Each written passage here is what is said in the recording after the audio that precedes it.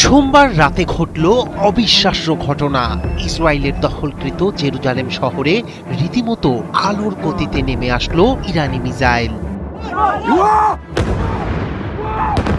যেখানে দেখা যাচ্ছে আছড়ে পড়ছে একের পর এক ইরানের ভয়ঙ্কর সব ব্যালিস্টিক মিসাইলের আঘাতে চূর্ণ বিচূর্ণ হয়েছে জেরুজালেমের রাস্তা, সৃষ্টি হয়েছে বিশাল গর্ত, ধোঁয়া আর ধ্বংসস্তূপে ঢেকে গেছে পূর্ব জেরুজালেমের আকাশ। আতঙ্কে ছোটাছুটি করছেন মানুষ, কেউ আশ্রয় খুঁজছেন, কেউ স্বজনের খোঁজে ছুটছেন হাসপাতালের দিকে, আর ধ্বংসস্তূপ সরাতে হিমশিম খাচ্ছেন উদ্ধারকর্মীরা।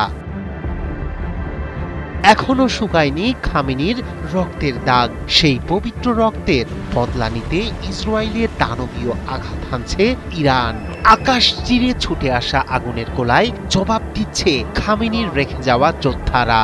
গভীর রাতের নীরবতা ভেঙে একের পর এক ব্যালিস্টিক মিসাইল ছোড়া হচ্ছে ইসরায়েলের দিকে। তেহরানের বার্তা স্পষ্ট, এই হামলা প্রতিশোধের, এই আগুন জবাবের।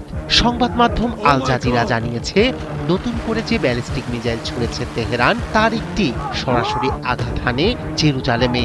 হামলার আগে পূর্ব জেরুজালেম জুড়ে বেজে ওঠে সতর্কতামূলক সাইরেন। কয়েক মিনিটের মধ্যেই বিকট বিস্ফোরণে কেঁপে ওঠে পুরো এলাকা। 1967 সালের 6 দিনের আরব যুদ্ধের পর জেরুজালেম দখল করে নেয় ইসরায়েল। ফিলিস্তিনিদের কাছে শহরটি ঐতিহাসিক ও ধর্মীয়ভাবে গুরুত্বপূর্ণ। এখানে অবস্থিত ইসলামের প্রথম কিবলা পবিত্র আল আকসা মসজিদ। তবে হামলা শুধু জেরুজালেমেই সীমাবদ্ধ নয়, পুরো ইসরায়েলকে লক্ষ্য করে 1 ঘন্টার মধ্যে অন্তত 3 দফা মিসাইল ছোড়ে ইরান। দেশ জুড়ে বেজে ওঠে সাইরেন। দক্ষিণাঞ্চল সহ বিভিন্ন এলাকায় মানুষ ছুটে যান বাংকারে। টাইমস অব ইসরায়েল জানায়, স্থানীয় সময় রোববার রাতে নতুন করে মিসাইল নিক্ষেপ করা হয়।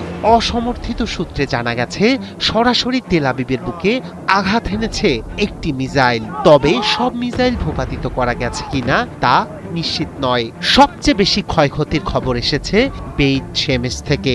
সেখানে একটি আবাসিক এলাকায় সরাসরি আঘাত হানে ইরানি ক্ষেপণাস্ত্র। এতে অন্তত 8 জন নিহত এবং 20 জন আহত হয়েছেন বলে জানিয়েছে স্থানীয় সংবাদ মাধ্যম। কয়েকটি ভবন সম্পূর্ণ ধ্বংস হয়ে গেছে, বিশাল গর্ত তৈরি হয়েছে সড়কে। ধ্বংসস্তূপে আটকে পড়াদের উদ্ধারে কাজ করছে জরুরি সেবা বিভাগ। আহতদের দ্রুত নেওয়া হচ্ছে হাসপাতালে। এলাকা জুড়ে চলছে তল্লাশি অভিযান।